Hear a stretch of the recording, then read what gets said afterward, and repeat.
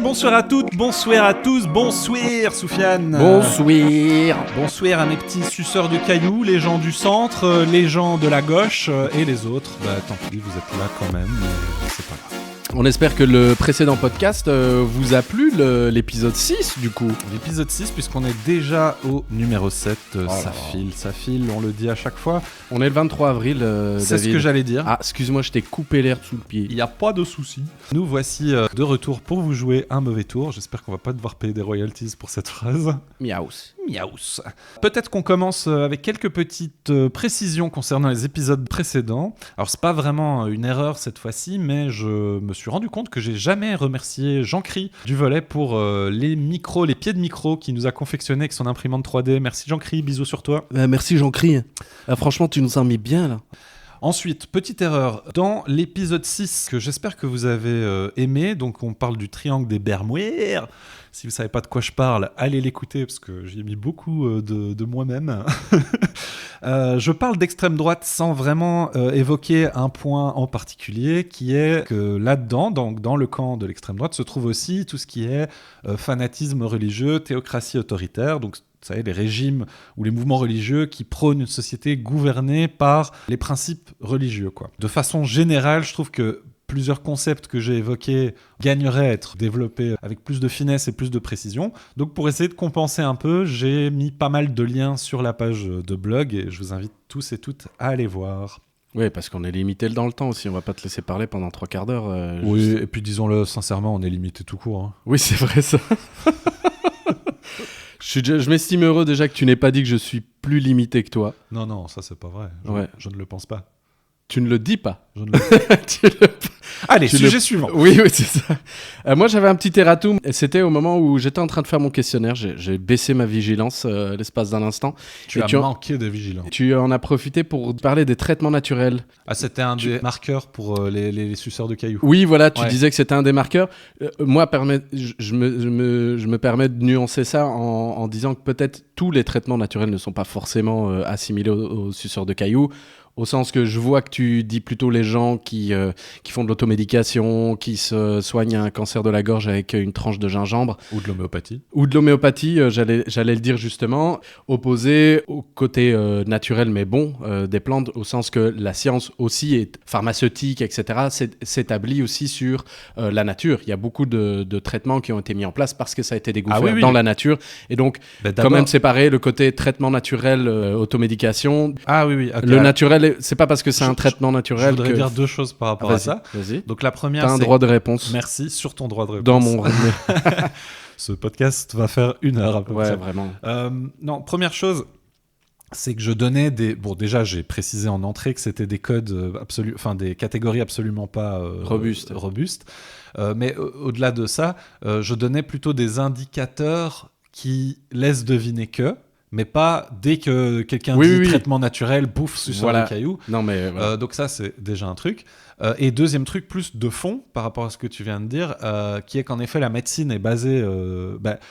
historiquement, on n'avait pas accès à des produits de synthèse. C'est relativement récent, donc il a bien fallu faire avec les molécules qu'on trouvait dans la nature. Mais de façon équivalente, il y a le mouvement inverse. Et celui-là, il est très ignoré. Je m'explique. C'est de concevoir que ce qu'on labellise comme étant naturel et par opposition ce qui est chimique ou synthétisé seraient 2 catégories distinctes, alors que tu peux trouver de l'arsenic dans la nature. Ouais. C'est naturel, mais c'est un poison. Tout à fait. Tu peux synthétiser de la vanille, de la vanilline, là, tu vois, vu que c'est une plante plutôt rare, Madagascar, tout ça. Et c'est pas parce que tu l'as synthétisé que soudainement c'est mauvais, quoi. Donc en fait, la nature est remplie de molécules. Et que si tu les isoles une par une, tu peux produire un poison ou pas. D'ailleurs, je sais plus c'est quel philosophe qui disait poison ou médecine, c'est une question de dosage. Enfin, c'est connu depuis longtemps. Mais donc tu vois, il y a un peu ce côté qu'on oublie, qui est que c'est pas parce que c'est naturel que c'est pas chimique. Enfin, dans le langage courant, ça veut juste dire on s'intéresse de façon scientifique à ce que contient telle la ou telle molécule substance, active, quoi. entre Voilà, guillemets. c'est ça. Donc naturel, évidemment qu'il y a des traitements naturels. D'ailleurs, on a une vanne entre nous, que j'ai toujours pas compris ce que tu me reprochais, mais une fois t'étais malade, je t'ai dit tiens, essaye les infusions de thym. Oui, Et tu me l'as ressorti là récemment parce que moi j'étais malade. D'ailleurs, si ça s'entend, désolé, mais je sors d'une petite crève. Il a failli passer d'ailleurs avec l'âge. J'ai failli mourir. Où en fait, moi, c'est un truc que j'ai découvert avec mon ex, des infusions avec de l'huile essentielle de thym. Où j'ai jamais fait ça de ma vie. Non, mais t'as des propriétés antiseptiques, etc. Donc oui, bien sûr. C'est juste que la dernière fois que tu me l'as sorti, j'ai chopé des huiles essentielles de thym. Ça n'a vraiment absolument rien changé. Alors, c'est pour ça que je te l'ai ressorti en tant que blague. Je sais très bien qu'en soi, c'est inoffensif et au mieux, ça m'aide, tu vois. Et je ne saurais jamais quantifier à quel point ça m'a réellement aidé. Peut-être ça se trouve j'étais très malade. Je suis pas sûr que c'est inoffensif. C'est-à-dire, je pense si tu surdoses, je pense que ça peut te faire du mal. Oui, mais j'ai mis 2 gouttes dans mon thé. Enfin, je veux dire, voilà, tu vois, et ça s'est limité à ça. Je veux dire, j'ai pas. Donc voilà, le monde est plein de nuances. Oui, tout à fait. Mais voilà, c'était juste. Voilà. Je sais pas pourquoi ça m'a touché quand t'as dit traitement naturel. T'as peut-être des suceurs ou des suceuses de cailloux dans ton entourage. Non, pas du tout. Non, c'était juste. Tu t'es dit, il faut que je garde la face, sinon quand ils reviennent à la maison, je vais avoir du mal. Non, c'était à l'inverse pour être sûr, parce que j'ai eu des discussions sur les traitements naturels, ou à l'inverse, il y avait des gens qui défendaient que tout ce qui est naturel n'était pas forcément bon, mais dans l'autre sens, tu vois, en mode ouais, mais vraiment il y a rien de mieux que la pharmaco, tout ce qui est tu vois, tout ce qui est sorti des labos est d'office bien meilleur, la nature machin. C'est ça. Oui, ben voilà, là tu vois dans le triangle des Bermudes pour retomber sur nos pattes, ça discours plutôt centre. Bref, on est que dans les ratoums là. Hein. On est que dans les ratoums. Ah là, on est mal barré. Les gars, ça va durer 1h30 ce podcast. Juste pour finir cette intro, je voulais vous confirmer que Soufiane a bien payé ses jetons. Ouais, il a vérifié, il est venu à la banque avec moi, on a sorti 2 billets. Étant mandataire de tous les comptes de Soufiane, j'ai un regard... Putain, je savais pas en plus. Oui, j'ai remplacé Morgane. Le banquier m'a demandé de signer. J'ai l'impression d'avoir un tuteur légal, quoi. C'est ça, c'est mon terme, c'est mon statut juridique. Tout à fait. Papa. Oui, fiston. Non, voilà, donc... Mais donc, on a versé à Utsopi et à Vie Féminine. Voilà. Donc, les 2 liens sont sur le blog grâce à David. Donc, vous pouvez retrouver les liens et aller, vous aussi, faire des dons parce que c'est aussi une manière pour nous de partager... De donner un peu de force, un peu de visibilité. Ouais, puis d'encourager aux dons, de manière générale, quand même. C'est cool de donner. Ça m'a l'air bien. Il faut aider les gens. C'est bien d'être gentil. Ouais, la gentillesse, c'est bien. N'oubliez pas, la méchanceté, c'est mal. Voilà. Je pense qu'on a fini les intros. Je pense qu'on a fini les intros. On va pouvoir passer à la première rubrique, David. C'est très bien. Qu'est-ce que tu nous as prévu cette semaine, Soufette ? Alors moi, je voulais faire un truc léger, un petit truc sympa, histoire d'interagir un peu avec toi et puis de chambouler un petit peu, voir ce que ça donne. Ah, on est en train de perdre le pop, parce qu'on a investi dans des... on appelle ça des pop, mais vous savez, les petits filtres qu'on met devant les micros pour éviter que ça fasse pop. Pop killer. Pop killer. Putain, on a vraiment des budgets pourris. C'est tout ce qu'on a investi pour l'instant. Bon, on n'a rien investi. C'est pas un investissement en 12 balles. Beaucoup de temps. Ça tient pas, David, ça tient pas. Faites des dons, mais on sait pas les recevoir, mais faites des dons. Ah là là, c'est bon ? Ouais, ça va aller. Okay. Un peu de légèreté, ma rubrique s'appelle « Est-ce que tu préfères ?» Tu préfères. Ouais. Alors je vais te poser juste des « Est-ce que tu préfères ?» plus ou moins random. Tu peux discuter du sujet, tu peux nuancer, tu peux faire tout ce que tu veux avec ça. C'est vraiment juste... Et donc toi tu poses les questions et moi je te pose des questions. Mais toi tu réponds pas alors ? Moi je réponds pas, non. Ah ok, je suis quand même curieux de savoir si t'aurais fait le même choix. Ça c'est ta liberté, David. Ok. Voilà. Bon je préfère être libre. Tu peux me la poser si tu veux après, mais c'est pas mon but à moi. Il y en a beaucoup ? Il y en a quelques-uns, donc tu me dis quand ça te saoule, quoi. Ok, ça va. Ça me saoule. mon safe word sera cornemuse. Cornemuse. Ça va ? Bon, bah, c'est parfait. Je mets mon ballon. Mon bail en boule. Ton bail en boule. Mon bail en boule. Bail en boule. On dirait un petit village du sud-est de la France. Ah, bah c'est le village où se trouve la fistinière, à mon avis. J'ai été dans le lockdown à bail en boule. Ah, petit. À bail en boule. Ils ont des melons, c'est du sucre. Est-ce que tu préfères, David, te réveiller dans un endroit différent de ta maison tous les matins ou te faire livrer une pizza chaque jour? Ah putain, mais là, il n'y a pas photo. Ah ouais? La pizza. Ah ouais, tous les jours, hein. Ouais, mais ça veut pas dire que je vais la bouffer. Peut-être je peux la filer à des sans-abri ou la revendre, j'en sais rien, mais... Oui, ok. Ouais. Mais tous les jours, les jours, t'as un blaireau qui vient sonner chez toi et qui te fait bonjour, une 4 fromages. Déjà, c'est pas un blaireau. Non, c'est un livreur. Là, voilà. Tu le sens, le jeton pour les livreurs. Putain, mais le Tu mec, le il sens va ou me pas rincer, il va me choper. Allez. Voilà. Voilà, putain. c'est fait. Incroyable. C'est fait, Soufiane. C'est incroyable. Ça fait mal. Voilà, donc non, force à eux, mais au-delà de ça, déjà, j'aime beaucoup les pizzas. De nouveau, petit clin d'œil à Jean-Cri. En fait, c'est surtout, je déteste, je n'aime vraiment pas me réveiller pas chez moi. Ah non, c'est pas ailleurs que chez toi. C'est un endroit différent de ta maison. Donc, en fait, tu te couches dans ton pieu et puis tu te réveilles le matin et tu te réveilles Chez toi, dans genre. ton bureau. Non, chez toi. Ah, dans la pièce Dans une ta autre maison, pièce. dans ta maison, dans une autre pièce, ouais. Donc, genre au sol, quoi. Au sol, ça peut être au sol, ça peut être dans ton non. canapé, ça peut être... Non. Mais tous les jours, tu te réveilles dans un endroit différent de ta maison. Donc, t'es safe, tu vois. Ah oui, mais- différent dans ta maison. Ok, Ouais, d'accord, ouais. c'est ça. Pareil, même tarif. Je dors pas très très bien de façon générale. J'ai un sommeil plutôt léger, donc je vais préserver ça. Et en plus de ça, je kiffe les pizzas. Donc moi, je vais pas refuser des dons. Au pire, ce sera des offrandes. Au pire, les voisins vont s'organiser en mode chérie, t'as envie d'une pizza? Ouais, mais tous les jours, tu vas être interrompu par quelqu'un, mec, qui va venir sonner chez Watt. Bah ça va, je peux me déconcentrer 5 minutes pour dire merci pour la pizza. Ah non, vraiment, en fait, ça te rend bien plus... Mais c'est ça, c'est pour ça que je posais la question. Je ne m'attendais pas à autant d'enthousiasme vis-à-vis d'une des deux Ah, réponses. t'es fou, toi? Non, bien sûr que Tu sais que ça vient d'un article, j'ai chopé ça. Il y a vraiment un mec qui se faisait, on vous mettra le lien, qui se faisait livrer des pizzas gratuites depuis 10 ans, quoi. Comment il faisait? De quoi? Mais comment il faisait? C'était pas lui? Alors, il sait pas si c'est un canular ou un truc comme ça, mais vraiment, il Ah, se donc faisait... quelqu'un payait pour lui? Alors, à chaque fois, quelqu'un arrivait et lui livrait une pizza, quoi. Attends. Tous les jours.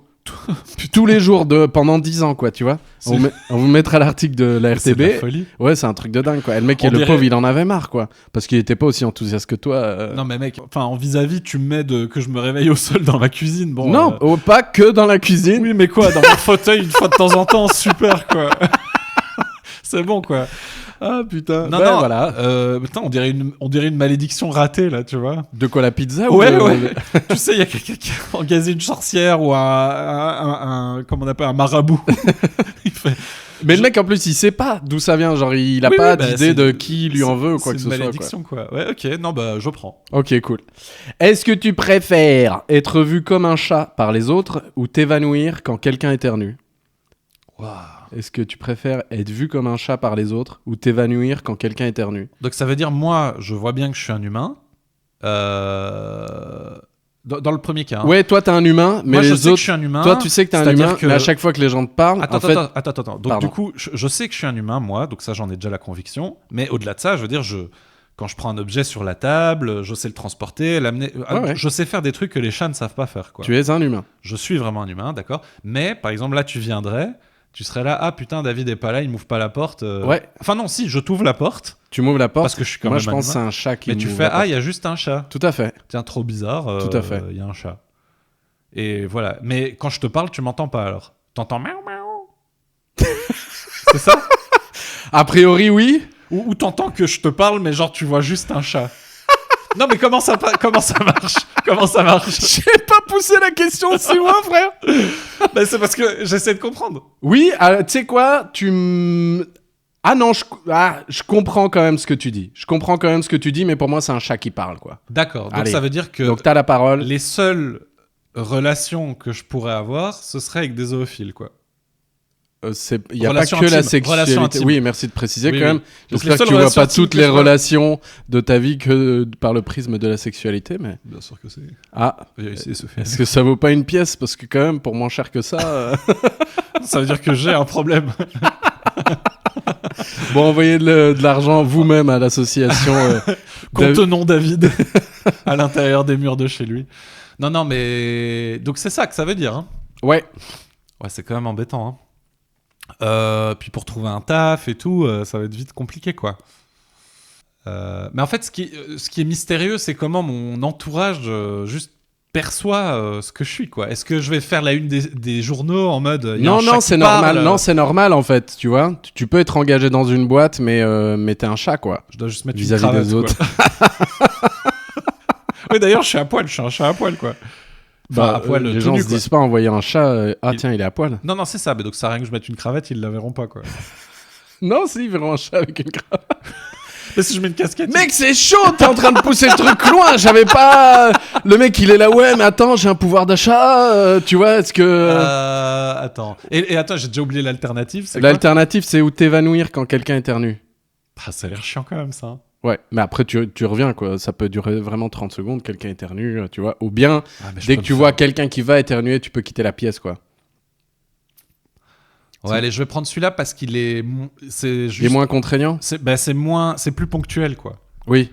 Et genre, je me balade avec du Zyrtec et des antihistaminiques en permanence. Pour les gens, ouais, tu sais qu'on éternue même sans allergie. Hein. Oui, ça arrive. Tu vas encourager les gens à se moucher la gueule, tu sais. Peut-être Tu veux pas un petit mouchoir? Pourquoi? Non, parce que là, je vois un petit Mickey qui dépasse. Ouh là là là là, non, pas de poivre, merci. Ouais, peut-être. En tout cas, la question du chat avec les autres est bien plus profonde et complexe que parce qu'elle est tout le temps. Elle est tout le temps, en fait. C'est ça. Oui, et puis, oui. C'est même pas genre quand. Parce que par exemple, t'aurais dit quand quelqu'un éternue, tu te transformes en chat, quoi. Alors, non, parce que tu m'aurais quand même dit ouais, mais en chat, les gens ils me voient comment? Non, en chat, vraiment, tu deviens un chat, quoi. Tu deviens un chat. Il y a que moi qui est dans ma tête. Je suis toujours conscient. Mais on s'en fout. C'était pas la question. Ouais, on s'en fout. Tu feras ton et tu préfères une autre fois. C'est vrai que la caté est rigolote. Vas-y. Ok. Est-ce que tu préfères Carapuce, Bulbizarre ou Salamèche? Alors là, je sais qu'il y a une bonne réponse et je sais qu'il y a une mauvaise réponse. C'est vrai? Ouais. Donc je sais que la bonne réponse c'est Salamèche et que la mauvaise réponse c'est Bulbizarre. Je le sais parce que tous les joueurs de Pokémon plus ou moins hardcore qui prennent ça plus ou moins au sérieux, et je rappelle quand même que Pokémon c'est une franchise qui dure depuis plus de 10 ans, donc ça fait un paquet de gens, savent très bien qu'il faut pas respecter, tu peux cracher à la gueule des gens qui prennent un Bulbizarre. Ah ouais? Ah oui, on en est là. Hein. Ah, cette discrimination est tolérée. Tu peux leur retirer l'eau courante, l'électricité, ils n'ont pas le droit vraiment de vivre. C'est dans les mesures de l'Arizona, ça? Non, c'est le Pokémon Party. Pokémon Party? Ouais. C'est le parti pokémoniste. L'hégémonie des Pokémon. Il s'appelle des Pokémon. Non, c'est pas vrai, ça, je sais pas. Non, donc voilà, apparemment c'est ça d'un point de vue choix intelligent à faire. C'est ça. Peut-être qu'un petit malin te répondrait, moi je prends Pikachu, tu vois. Non, c'est pas dans les réponses. Ouais. Et là, tu fais le choix de l'efficacité, toi, direct. Non, en vrai...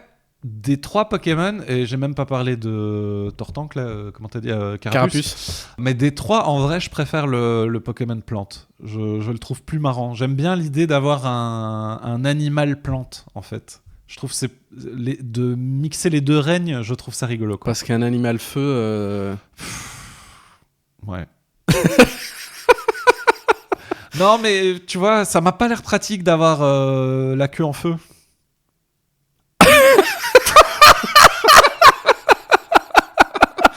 Voilà.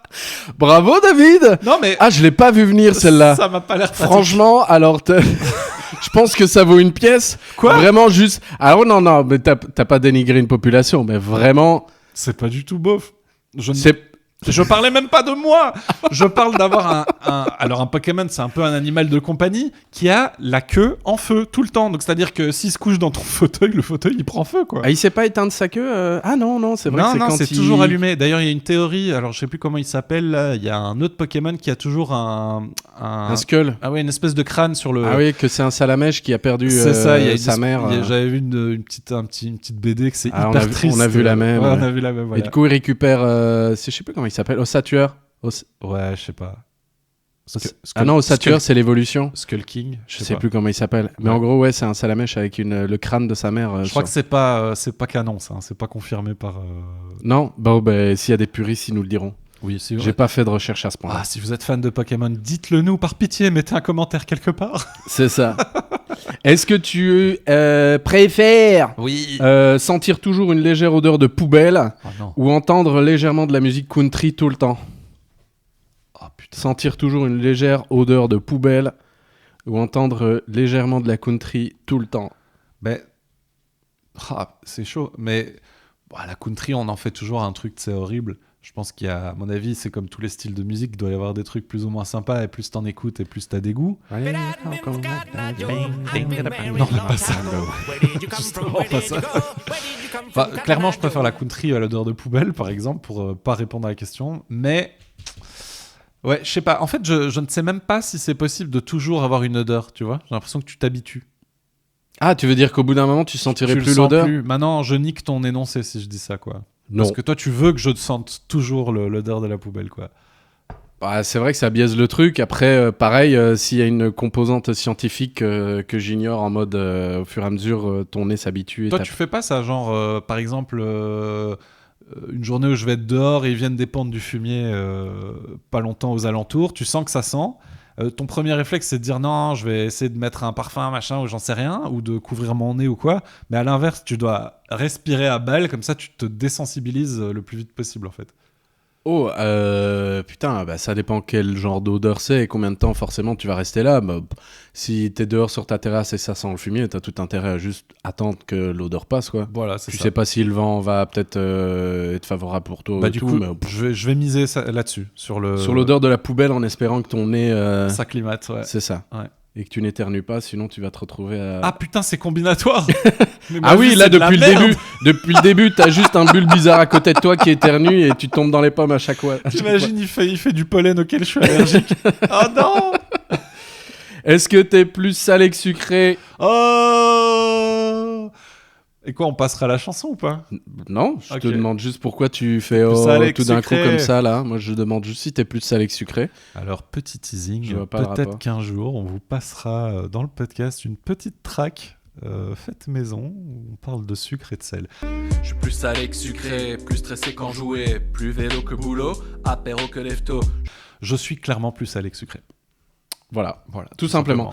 Est-ce que tu préfères Dragon Ball Z ou Naruto? Ça, c'est dur. Ah ouais? Ah putain. Ça, c'est dur parce que j'ai tout regardé des deux. Enfin, non, je me suis arrêté à Boruto quand même, faut pas exagérer. Boruto?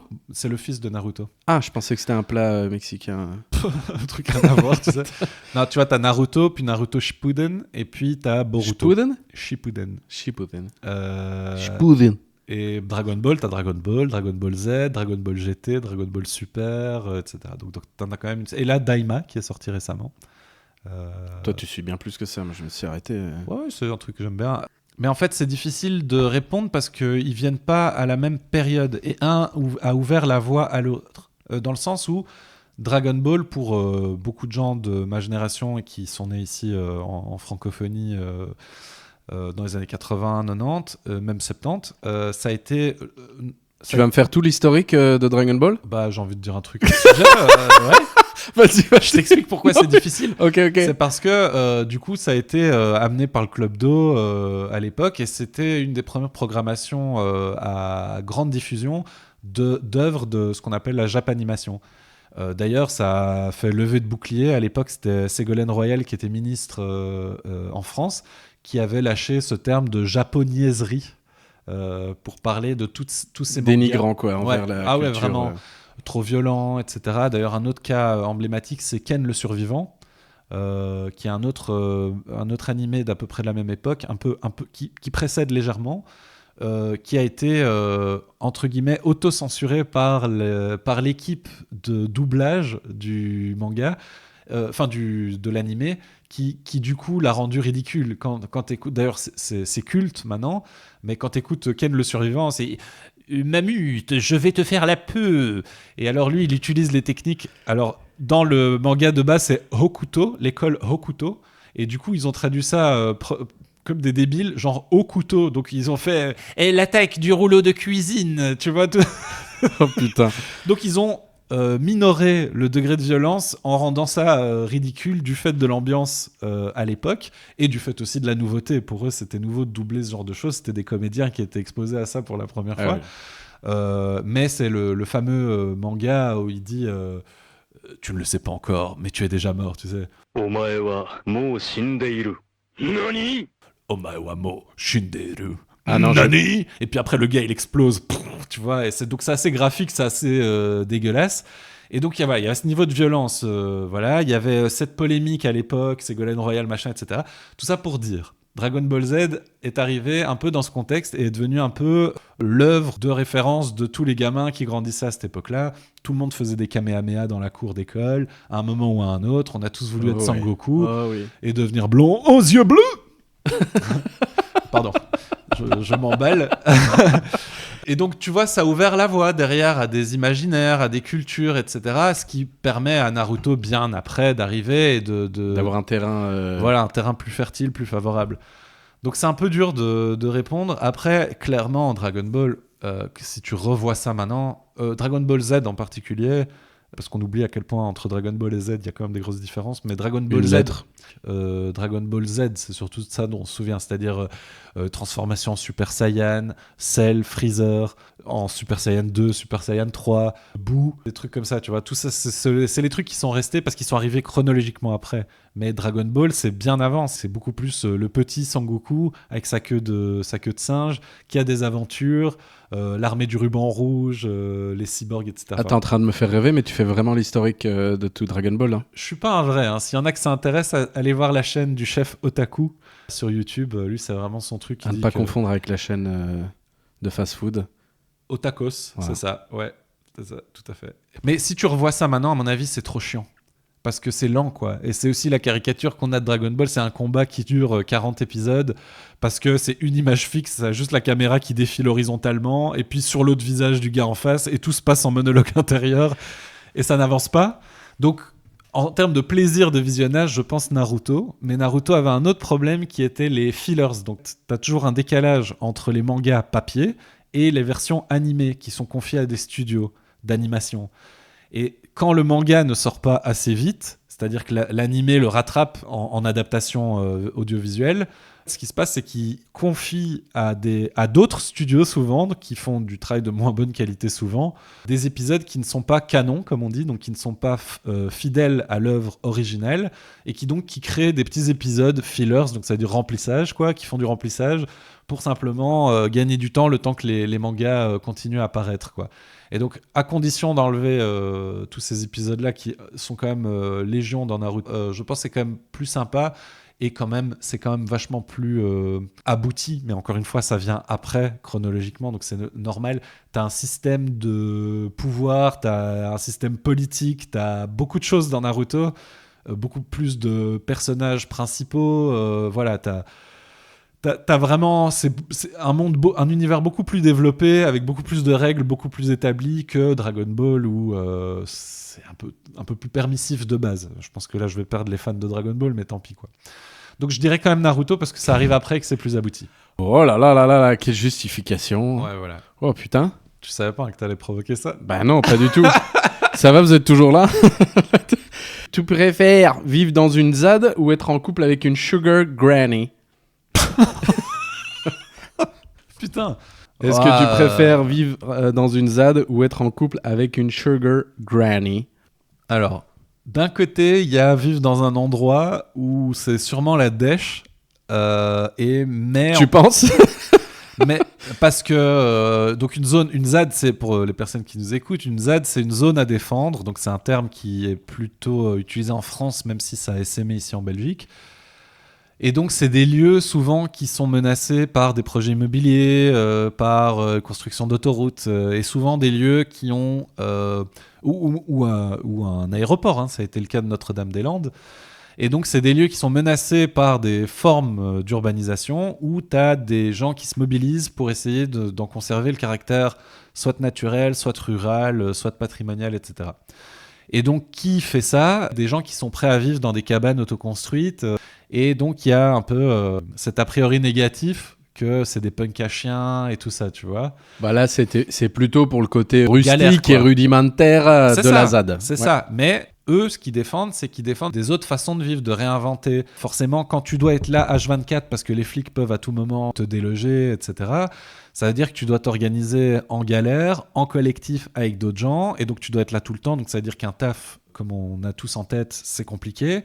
Donc ça veut dire qu'il faut développer des moyens de subsistance collective. Et donc il y a toute une aventure humaine de débrouillardise, de déconstruction, etc. Moi, je trouve ça hyper riche et hyper inspirant, tu vois.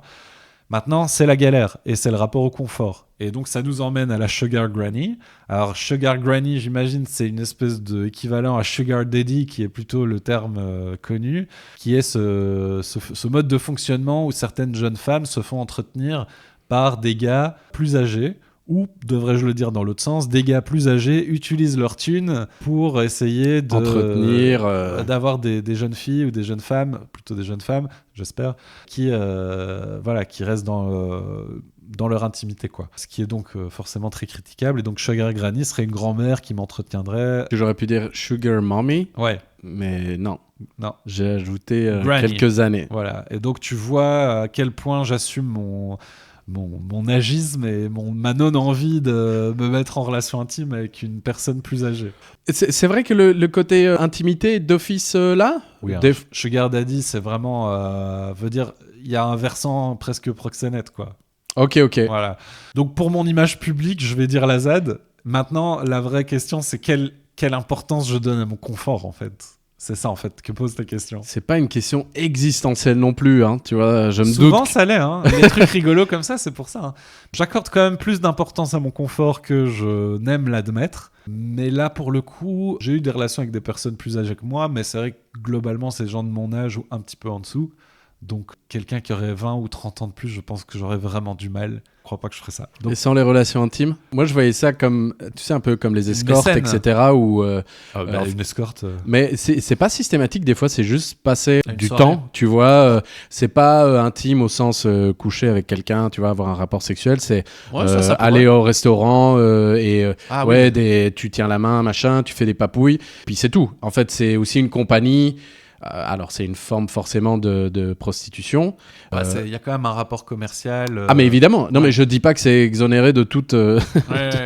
de tout souci Non, mais écoute, moral, mais je je veux dire, tu n'as pas forcément de rapport sexuel avec cette Ok. mamie, quoi. Ok, Mais t'es à côté d'elle, tu vois, elle peut te faire un petit bisou sur la gueule quand elle fait son golf, c'est ça. et elle t'habille avec des petits polos, des polos roses. Non, des pulls en côte de maille tricotés.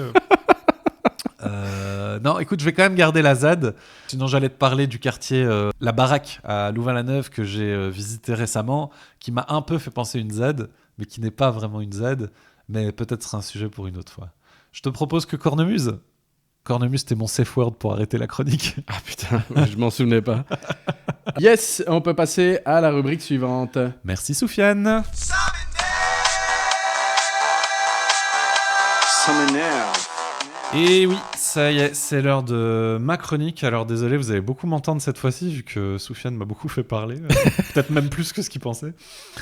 Bah désolé, j'ai pas trop eu le temps de relire ma chronique. J'aurais aimé avoir le temps, mais je l'ai pas trouvé. Et pourtant, j'ai accès à des technologies auxquelles plein de gens n'avaient pas accès avant, qui devraient me faire gagner du temps. Tu sais, les emails, les vélos électriques, toutes les technologies de l'information, mais... Voilà, c'est toujours le même problème, hein. Comme on n'a pas le temps, on fait de la merde. Comme on n'a pas le temps de voyager en train, en voiture, on prend l'avion. Comme on n'a pas le temps de s'occuper de ses mômes, on les fout devant l'écran. Comme on n'a pas le temps de cuisiner, on bouffe des crasses hyper transformées. C'est pas mon cas. Comme on n'a pas le temps de voir ses amis, on s'isole. De façon générale, comme on n'a pas le temps, on fait de la merde. En fait, je suis tombé sur un mème qui résume assez bien, mais qui est un peu déprimant. Si tu veux, il est en 3 colonnes avec 3 lignes. Donc je l'ai refait, hein, je le posterai, je l'ai refait. Mais il est récent, non, ce truc-là? Parce que je l'ai vu fait autrement. Ah, ou peut-être t'as vu celui-là. C'est un vieux qui revient tous les X. Donc t'as 3 colonnes qui représentent 3 périodes de la vie. Quand t'es jeune, quand t'es adulte et quand t'es vieux. Enfin, disons enfant, adulte, vieux, quoi. Et t'as 3 critères qui sont l'argent, le temps et l'énergie. Et en gros, il est écrit pick two, genre choisissant 2 parce que t'auras jamais les 3 en même temps. Quand t'es enfant, t'as pas d'argent, mais t'as du temps et de l'énergie. Quand t'es adulte, t'as de l'argent et de l'énergie, mais t'as pas le temps. Et quand t'es vieux, t'as de l'argent et du temps, mais t'as pas d'énergie. Et encore, du temps, t'as le temps qui te reste, quoi. Mais voilà, au-delà du constat qui est un petit peu déprimant d'être dans cette phase adulte où tu manques toujours de temps, je me suis dit que au-delà du constat de ça m'énerve, ce serait intéressant de vous présenter, d'en profiter pour un petit peu détourner la chronique et introduire un penseur qui s'appelle Hartmut Rosa. Connais pas. J'en ai entendu parler. Non, c'est une femme? Non, Hartmut, Rosa. Rosa, c'est son nom de famille. Ah, ok. C'est un Allemand, donc son prénom, c'est Hartmut? Hartmut, ouais. Il doit pas trouver beaucoup de tasses à son nom sur les aires d'autoroute, lui. Peut-être qu'en Allemagne, si. Ah, pas con. On a des auditeurs en Allemagne qui... C'est fou, ça fait des auditeurs. Hartmut! Je ne sais pas. Je ne sais pas du tout si c'est un prénom courant ou pas. Donc, c'est un penseur contemporain. Il est sociologue, philosophe. Il est né à Lörrach en 65. Donc voilà, Hartmut Rosa, qui est le grand penseur de l'accélération sociale. Alors, Jamy, qu'est-ce que c'est que ça, que l'accélération sociale ? Oui, dis-nous. En fait, il décrit ça en 3 points et je vais vous faire une petite présentation plus ou moins succincte à ça. Donc, il relève que ça passe par notamment l'accélération technique. Alors, celle-là, c'est assez simple. Je l'ai mentionné dans mon introduction. C'est une accélération, alors le terme est un peu barbare, intentionnelle de processus orientés vers un but. Je vais donner des exemples. C'est surtout dans les domaines des transports, de la communication, de la production. Et il dit que lui, ça produit un effet de compression de l'espace par le temps. Donc, c'est quand on a une voiture ou une technologie de transport qui permet de faire plus de kilomètres sur la même durée. Il y a par exemple des tracteurs et de toute cette agriculture moderne. Précédemment, tu avais des gens qui labouraient dans les champs avec l'aide d'animaux. Tu pouvais faire un champ d'une telle superficie en autant de temps, et puis des petits moteurs, puis des tracteurs, puis des plus gros tracteurs, et là maintenant on en est, moi j'ai vu ça à la foire de Libramont, il y a des monstres quoi, c'est-à-dire il y a des tracteurs, Soufiane j'aime bien le vanner sur le fait qu'il est pas grand, donc je vais utiliser Soufiane comme une mesure, voilà, il y a des tracteurs, leur roue, c'est pas le diamètre qui fait ta taille, c'est le rayon de leur roue quoi, tu vois. Ah donc pas le pneu, juste la roue. Juste le rayon du pneu ou de la roue. Le rayon, c'est ma taille. C'est ta taille, quoi. Donc c'est pas le diamètre, quoi. Non, donc la roue, elle fait 2 fois ta taille, quoi. Ouais, et je suis pas grand. Et donc, on en est arrivé là, et tu crois que ces gens-là, ils travaillent 1 heure et puis ils s'arrêtent ? Non, pas du tout, quoi. Ils continuent à produire plus, quoi. On va venir après sur les explications de pourquoi on en est arrivé là. Donc, c'est pour illustrer cette histoire d'accélération technique. Donc, on retient accélération technique, compression de l'espace par le temps. Deuxième moteur, il y a l'accélération du changement social. Donc là, ça inclut les attitudes, les valeurs, les modes, les relations, les obligations, etc. Qui là, il caractérise par une compression du présent, et en particulier dans 2 dimensions, qui sont d'une part le travail et d'autre part la famille. Avec le travail, c'est typiquement, et c'est mon cas complètement, d'avoir plusieurs carrières dans ton temps de travail professionnel, pas juste plusieurs entreprises, plusieurs carrières, quoi. Moi, je me retrouve complètement là-dedans. J'ai commencé en informatique, ensuite plutôt associatif environnemental, éducation permanente, etc. Et là, maintenant, j'ai trouvé un nouveau boulot, ce sera dans la prévention à la santé. Mais tu trouves ça dans la famille aussi. Et donc, c'est tout ce qui est divorce, famille recomposée, etc. Alors là, je vais citer un petit bout de Hartmut à ce sujet. Donc, dans les sociétés prémodernes, donc avant, les débuts de l'ère moderne, le métier du père était légué au fils, encore une fois, potentiellement pendant plusieurs générations. Dans la modernité classique, les structures professionnelles avaient tendance à changer avec les générations. Les fils, puis plus tard les filles, étaient libres de choisir leur propre profession, mais ils ne choisissaient généralement qu'une seule fois, c'est-à-dire pour la durée de leur vie. En revanche, dans la modernité tardive, la durée de l'emploi se rétrécit. Les métiers changent à un rythme plus élevé que les générations. Ainsi, selon Richard Sennett, les employés ayant fait des études supérieures aux États-Unis changent de travail environ 11 fois au cours de leur vie. Et donc là... Putain, j'en ai 10 de retard. Oui, c'est ça. Donc l'accélération du changement social, il faut mettre ça en lien avec ce qu'ils appellent le rétrécissement du présent. Et enfin, 3e élément, l'accélération du rythme de vie, qu'on remarque par l'augmentation du nombre d'actions ou d'épisodes par unité de temps. Alors c'est très vague, mais mettez là-dedans, par exemple, répondre à la mutuelle pour tel truc, aller à la banque pour tel machin, faire un virement. Tout ça, c'est une action. C'est une conséquence du désir de faire plus en moins de temps. Donc je recommence. L'augmentation du nombre d'actions ou d'épisodes par unité de temps qui est une conséquence du désir de faire plus en moins de temps. Si ce que je viens de dire là vous met pas la puce à l'oreille ou vous dites je vois pas où est le problème, évidemment que si on va plus vite, on peut faire plus de trucs et tant mieux, eh bien c'est que vous êtes sujet à ça. Le paradoxe, c'est que l'accélération technique devrait augmenter le temps libre, un peu comme l'histoire du tracteur juste avant. Donc ça marche pour les emails, pour les voitures, pour le lave-linge, mais les activités ainsi rendues possibles croissent plus, d'où l'impression de manquer de temps. Je vous laisse un petit instant pour réfléchir à ça, parce que vraiment, je trouve que c'est incroyable de prendre le pas de côté, de se rendre compte que oui, c'est parce que justement, on a la capacité de faire plus de trucs qu'on se retrouve submergé, en fait. C'est paradoxal un peu. Une sorte d'effet rebond. Complet, quoi. Hyper pervers. Donc là, je vais de nouveau citer l'auteur. Le problème, c'est que, puisqu'on peut produire plus rapidement, on produit plus. Prenons l'exemple du courrier. Rédiger un email prend 2 fois moins de temps qu'une lettre. Là où écrire 10 lettres prenait 2 heures, écrire 10 emails n'en prend qu'une. Mais au lieu de gagner 1 heure, nous prenons 2 heures pour écrire 20 emails. C'est de là que vient le stress. Nous avons plus de choses à faire. Il en va de même pour la voiture. Elle permet d'aller plus vite qu'à pied, mais les distances que l'on parcourt sont plus importantes. Et nous passons autant de temps dans la voiture que nous en passions jadis à marcher. Alors, Hartmut explique que... Hartmut, puisqu'on est potes, n'est-ce pas explique que le monde du travail est celui dans lequel nous expérimentons le plus cette accélération, mais pas seulement. Et c'est vrai, j'y ai réfléchi... Si tu veux être un être humain émancipé, bien dans tes bottes aujourd'hui, il faut trouver du temps pour manger sainement. Donc manger sainement, ça veut dire savoir ce qui pousse de saison, imaginer une recette qui donne envie, l'acheter dans un magasin où il n'y a peut-être pas autant d'articles que dans un hypermarché. Je parle d'un magasin bio, vrac ou je sais pas quoi. Faire les déplacements sans bagnole, donc plus lentement. Ne pas acheter des produits transformés et donc prendre le temps de cuisiner. Mais qui a le temps de manger 5 fucking fruits et légumes par jour dans ces conditions, quoi ? Pareil, si tu veux voyager responsablement, tu dois voyager plus lentement. Pas de bol, les congés, ils sont pas extensibles, eux. Tu dois prendre aussi soin de toi, physiquement, faire du sport. Moi, je m'étais mis au volley en me disant, ça va un petit peu me muscler et tout ça.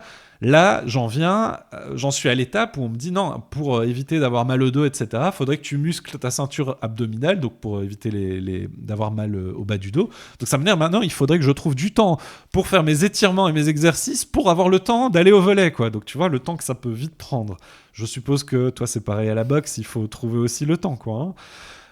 Mais aussi prendre soin de soi mentalement, donc prendre du temps pour toi, que ça soit simplement du repos ou peut-être même faire de la méditation, mais du temps pour tes passions comme un podcast par exemple, n'est-ce pas, clin d'œil, prendre du temps pour socialement développer tes relations, du temps avec les autres, les gens que tu aimes, donc ta famille, mais ta famille, donc en flamand ils ont le mot gezin pour dire ta compagne ou ton compagnon et tes enfants, mais family, donc tes parents, tes oncles, tes tantes, tes cousins, etc., donc tout ça prend du temps.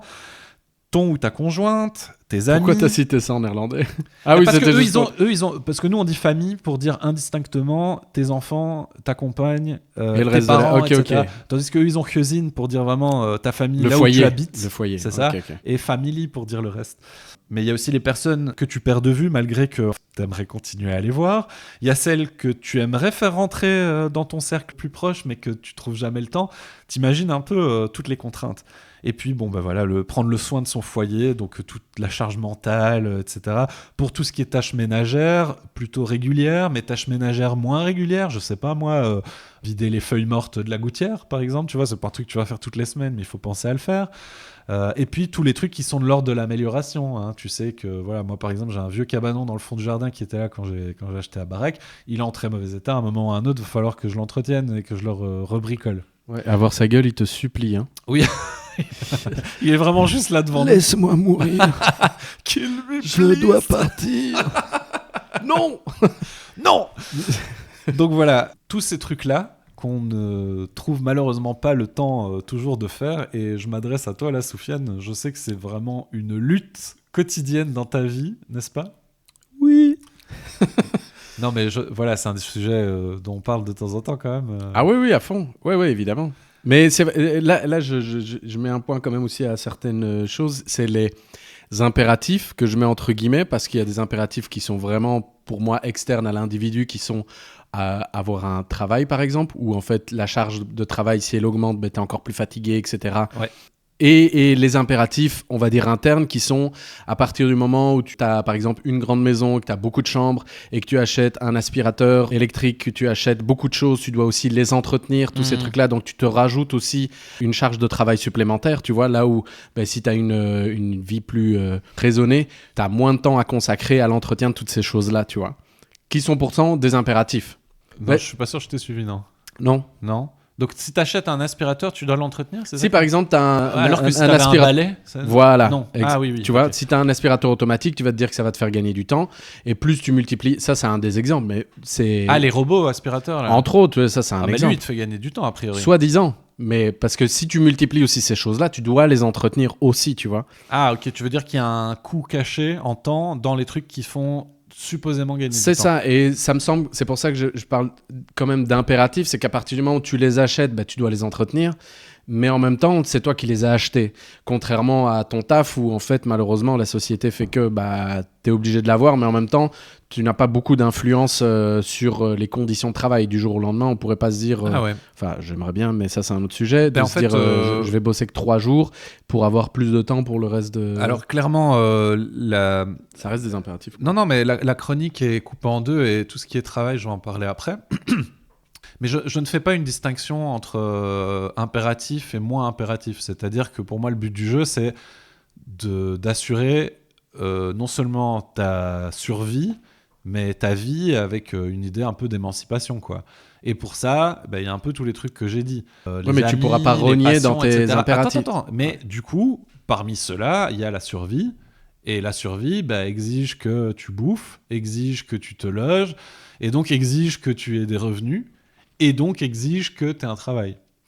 Et donc, en effet, il y a un gros sujet qui est un peu l'éléphant dans la pièce de comment j'ai présenté le sujet pour l'instant. C'était un éléphant, ça ? Écoute, je l'ai dit juste après le mot éléphant, donc les gens comprendront que c'est un éléphant. Tu veux que je rajoute un bruitage ou pas ? Non. Mais donc voilà, en effet, j'ai volontairement gommé jusqu'ici les autres conclusions de Rosa qui tendent vers quelque chose de l'ordre de l'anti-croissance ou la décroissance et des parallèles qu'on peut faire avec le concept d'aliénation au travail qui est cher à Marx. Mais à la base, c'était juste une rubrique « ça m'énerve ». Bien entendu qu'il faut décroître et au final travailler moins, travailler avec des guillemets, dans le sens travailler en tant qu'employé, etc. Et pourtant, si on revient à l'actu, j'ai trouvé donc sur Instagram, sur le compte de Clarisse Van Tichelen, qui est apparemment formatrice à la CSC, ça va te faire plaisir ça. Salut Clarisse, je vois bien qui c'est. C'est vrai ? Ouais. Ah, c'est marrant. Donc, elle a publié un graphique où on voit la progression à la fois des gains de productivité depuis les années 60, donc c'est-à-dire à quel point 1 heure de travail produit plus ou moins de valeur économique, et en parallèle, à quel point le temps de travail a évolué sur cette même période, donc des années 60 à maintenant. Et tu vois une courbe qui fait plus 400, fois 400% plutôt, on passe de 100 à 413% pour la productivité, donc des années 60 à aujourd'hui, donc fois 4. Et dans le même temps, tu as le temps de travail, et pas le temps de travail officiel, pas les 40 heures, les 38 heures, mais les vrais prestés. Il y a toujours un décalage entre les deux, où on était à 42,5 dans les années 60 et on est à 39,1 aujourd'hui, quoi. Sensiblement la même chose. Donc moins 8% et x4, quoi. Je trouve que ça faisait un beau lien, tu vois, avec les gains que permettent la technologie et donc la productivité, et à l'inverse, le temps que nous on récupère, tu vois. C'était une façon un peu plus politique de présenter les choses dont je viens de parler. Et vraiment, si tu regardes, d'ailleurs je vous mettrai le lien vers la publication où elle fait le lien avec les mobilisations qu'il y a notamment avec Commune Colère en ce moment, toutes les grèves, etc. Parce qu'en fait, le gouvernement qu'on a mis au pouvoir, là, qui vire à droite toute... Moi, je l'ai pas mis au pouvoir. Je le dis, voilà. Je sais, moi non plus, forcément. Je pense que les gens l'auront compris, tu vois. Mais clairement, c'est vers ça qu'on s'oriente avec différentes mesures, allonger l'âge de la pension, les heures supplémentaires qu'on peut faire, etc., etc. Donc c'est encore plus de temps de travail. Donc on va vraiment pas dans ce sens-là. Au fond, je crois que ce qui m'énerve vraiment le plus, c'est d'observer qu'en fait on est tous comme des hamsters dans nos roues individuelles, et à tous et toutes faire face absolument au même problème structurel, tout en ayant l'air d'être collectivement incapable de l'adresser. Et pire, là, ces temps-ci, comme je te dis, on a collectivement, donc je sais que c'est pas toi et c'est pas moi, mais on a voté pour des gens qui nous promettent de continuer dans la même direction et d'accélérer. Donc voilà, je vous mettrai bien sûr les petits liens sur Artmouth, sur la grande accélération, et j'espère que vous aurez apprécié cette chronique.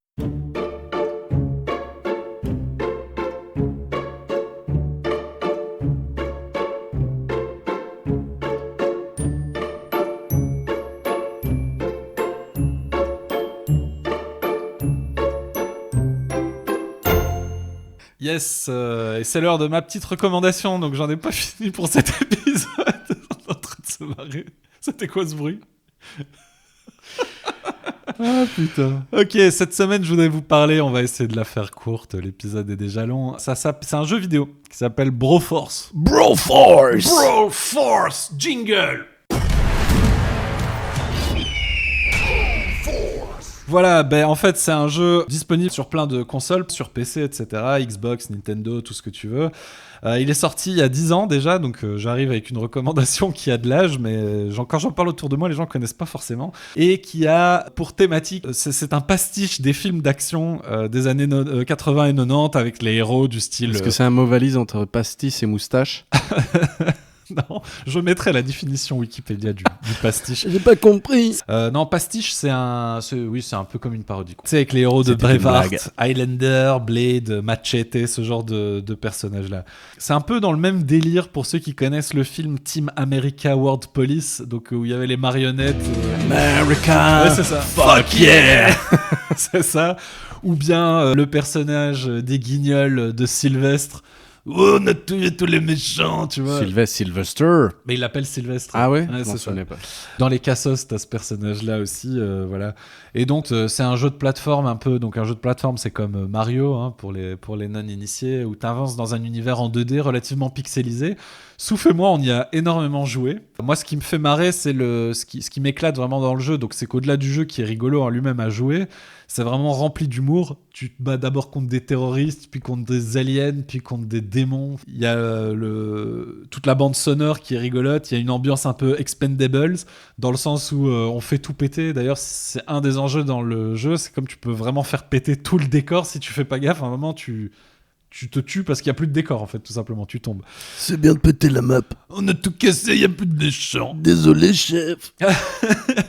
En plus, c'est rigolo, tu peux jouer en multijoueur, soit en ligne, soit dans ton salon, n'est-ce pas, Souf ? Oui, avec les amis. Il y a différents niveaux de difficulté. En plus, ils n'ont pas été radins parce que le jeu est pas cher, il coûte 15 balles de base et il y a de temps en temps des promos. Et là, en 2023, ils ont sorti une mise à jour avec des niveaux en plus, des personnages en plus, tout ça gratuitement. Donc, big up à eux. Franchement, c'est rare que dans un modèle commercial, t'aies ça. Donc voilà, il y a vraiment aussi toute une partie qui permet de renouveler l'expérience joueur, puisque les gens peuvent proposer leur map, enfin leur carte, donc faite en ligne. Comme dans beaucoup de jeux. Comme dans beaucoup de jeux, mais donc ça rallonge l'expérience de jeu d'autant plus.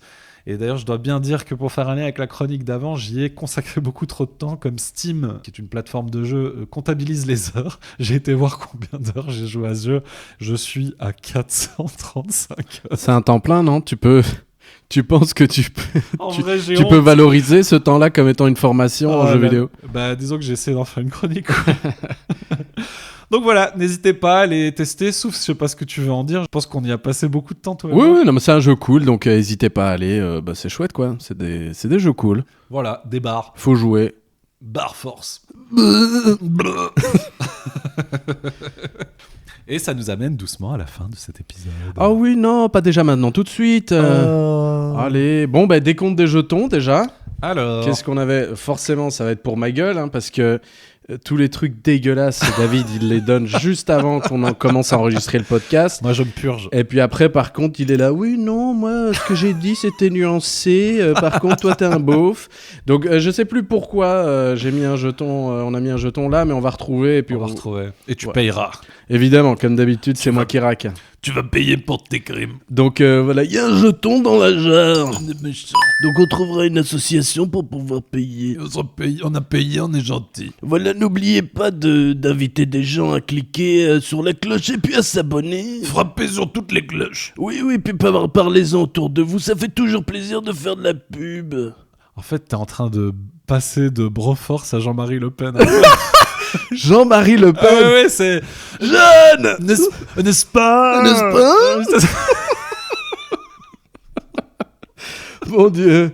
Non, en vrai, abonnez-vous, on Ouais. est partout sur les réseaux. Partagez. Vraiment, on est connu de personne à part notre entourage pour le moment. Donc, n'hésitez pas. Voilà. Quand vous likez, les gens le voient. Là, ils c'est se vraiment disent, c'est quoi super ça artisanal. Hein. Il n'y a personne derrière nous pour le moment. Vraiment, Voilà, donc personne. aidez-nous à rendre ça industriel, s'il vous plaît. Non, c'est pas ça. Mais juste qu'on soit plus et qu'il y ait des interactions, que vous nous fassiez des retours et tout. C'est toujours cool quand il y a plein de gens qui nous font des retours. Ça, c'est enrichissant. À fond. Sans agissant. Et sur ce, j'ai envie de vous dire... Bonsoir.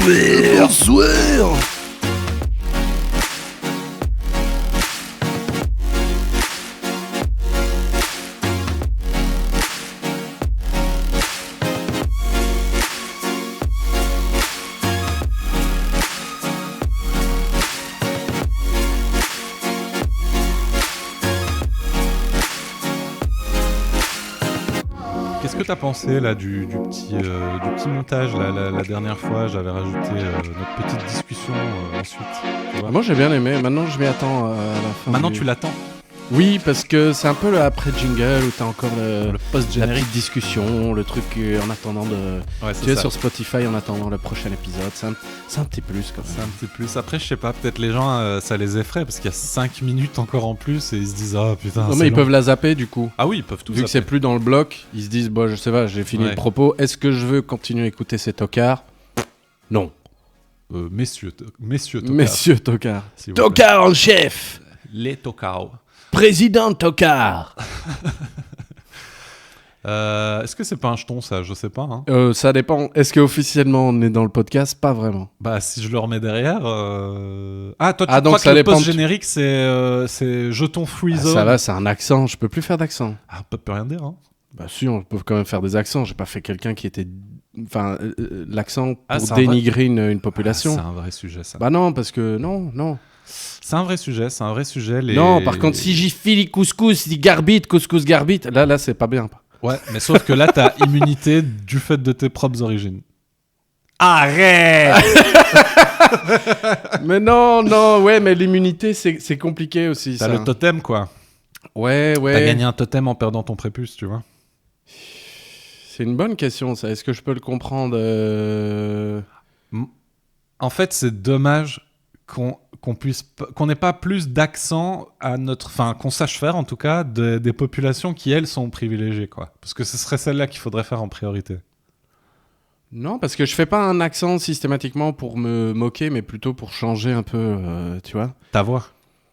Ouais, pour Oui, mais pour jouer un autre personnage, quoi. Plus que pour me moquer, tu vois. ouais. Pour moi, c'est moquant à partir du moment où tu fais avec un même accent Ah, c'est toujours vrai. des rôles dénigrants, genre On est des pas- cons, des, tu vois, des. Ouais, oui. Bah à chaque fois que c'est un blackos, c'est quelqu'un qui mange des bananes en pagne, tu vois, c'est pas ça, quoi. Ah, ça s'entend pas beaucoup dans l'accent le pagne. Hein. Non, mais si tu fais à la Michel Leb, quoi, tu Ouais, vois, ouais, j'ai ouais. des grosses narines. Ah, c'est bon. Ah bon. Ouais. Là, je peux le mettre par exemple, mais c'était pour C'était pas. cité, on va J'ai dire. Voilà. cité Michel Non, Leb. mais, non, mais tu vois. je comprends ce que tu dis, mais dans le sens où clairement, ce que tu décris comme cas là est d'office problématique. Voilà, ça c'est, Oui. y a pas photo. La question c'est de savoir avant d'en arriver à ce 10 sur 10 de ce qui ne va pas, est-ce que avant ça il n'y a pas déjà. Et d'ailleurs maintenant ça me fait penser, tu vois Paduring là sur YouTube, il avait invité une nana d'origine asiatique qui expliquait, qui est spécialisé vraiment là-dedans, quoi, tu vois, en disant que souvent les Asiates, on les fait, on se gêne pas de le faire, parce que c'est une communauté qui est assez peu défendue et qui est assez peu active sur ces questions-là, tu vois. Mais par exemple, là, ils ont débriefé, il y a une chronique de Émeric Lomprey sur Radio Nova, la dernière, où justement, alors là, c'est vraiment un cas compliqué parce qu'il utilise l'accent de façon un peu ironique, justement, un peu méta. Donc c'est un peu compliqué, mais elle défendait le point de vue que dès que tu commences à faire l'accent... Non, c'est rien, c'est une mésange qui passe, tout va bien. Dès que tu commences à faire l'accent d'une population qui peut subir par ailleurs, par son identité même, du racisme ou du sexisme, ou tu vois, si tu commences à faire la femme comme une écervelée ou n'importe quoi, dès que tu commences à faire un accent pour une population qui est t'as compris quoi, qui subit des différents mécanismes de domination, ça reste problématique, quoi. Voilà. Et indépendamment de comment tu le fais, etc. Mais elle a pas décrit le problématique. Si, mais il faut regarder toute la vidéo. Ok, ouais. Je t'avoue, là, je pensais pas lancer un sujet, je me serais préparé, tu vois. Ouais, non, t'inquiète, mais du coup, problématique, ouais. Après, ce mot problématique est problématique en lui-même.